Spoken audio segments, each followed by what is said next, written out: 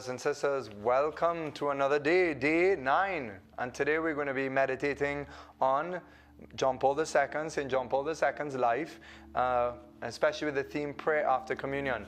So brothers and sisters, keep inviting people onto this journey with us. It's an amazing journey. Don't forget to go to catholictt.org to find the one-stop shop for all that is happening upon this journey.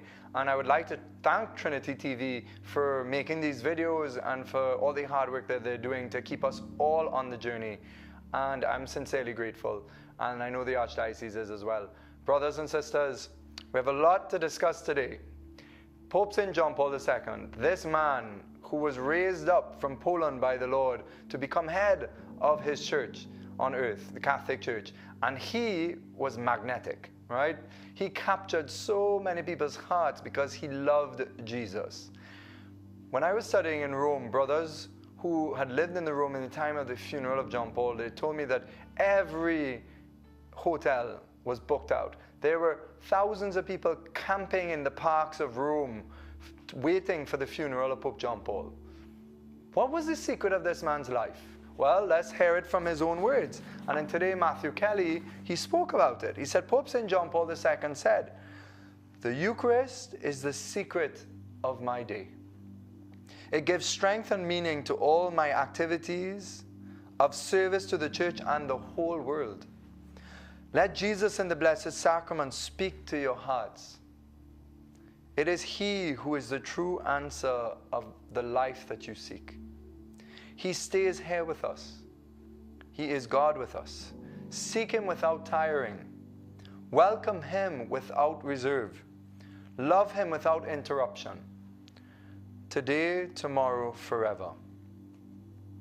And Matthew says, well, what is the secret of your day? You know, brothers and sisters, you know, in my own life, after reverting and coming back to the faith, falling in love with Christ, in my own life, the Eucharist is completely at the heart and center. I'd be lost without that presence. Because it's that presence of spending time with Jesus in the Eucharist that allows me to strengthen my sense of Jesus' presence throughout the day. And as we said yesterday with Mother Teresa of Calcutta, it's from her moments of adoring Jesus that she learned to form a habit to look beyond appearances to find Jesus, to look beyond the appearance of bread. We know our faith tells us this is not just bread after the holy consecration of the Mass. This is Jesus. And Mother Teresa saw Jesus in the Eucharist, and she saw Jesus in the poor. This was the secret of Pope John Paul II. But His Holiness, remember we also said that the saints, and this is the week where we're thinking about the saints and the Eucharist, they are so transformative of their environments and of the world because of their love, their prayer life.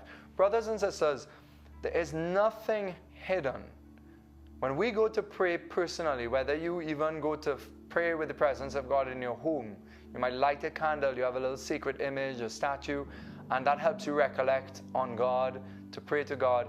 What you do in that little space is not personal only. It ripples out to the whole world. In the spiritual realm, but also it just releases new life and vitality in you, and you are in the world, and you go out and you transform the world. So this movement of 33 days is about transforming the world, and we keep saying that. You know, Pope John Paul, the theme that we want to also dig in today is that prayer after communion. This is something very dear to my heart, because when I was a novice in Ireland, beginning in the Dominican order, a nun came up to me and she said, "Father Jesse, I don't find that you are spending enough time with Jesus after the Mass has ended. You seem to be quickly running off." And I was a little annoyed when she said this to me, I admit that. But she said something very true. And I think that we need to recapture this. I'm not saying this is for everybody, because many people stay back after Mass and linger with the Lord, pray with the Lord to drink deeply from the sacrament they have received, and that they're still in the midst of being so united to Jesus. Remember the Holy Eucharist, when we receive the Eucharist, the fruit of the Eucharist is to unite us more to Jesus and to God in a very powerful way. And so these are the moments of profound grace for our life. This is where our prayer is so intense and so powerful in these moments of Holy Communion. So we should not waste these graces. Mass has ended, I put a challenge to you to stay back 5 minutes. It's not going to mess up the rest of the day. You know, whether we are in charge of ministries in the church, sometimes we could be quickly going to run around the church to do the jobs after Mass has ended. And then we create too an atmosphere sometimes of fever. But let us all just linger a little bit after Mass and soak up the graces. And this is what Matthew Kelly said about John Paul. After he received Holy Communion and after he had celebrated his Mass, John Paul was often found lost in contemplation, lost in the heart of Jesus. We want to be lost in the heart of Jesus after we receive the Holy Eucharist. Brothers and sisters, I am praying sincerely that one of the fruits of this 33-day journey for our land is that we will become a model church to the whole Catholic Church of people who will linger after Mass, still with Jesus, drinking deeply from his Eucharistic heart. God bless you.